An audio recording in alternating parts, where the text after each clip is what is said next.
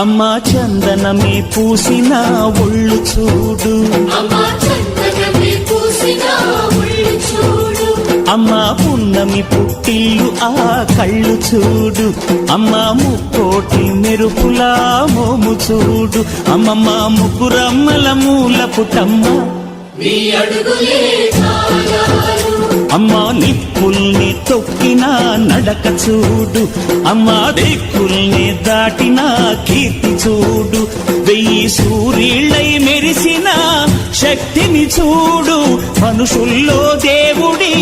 భక్తుని చూడు.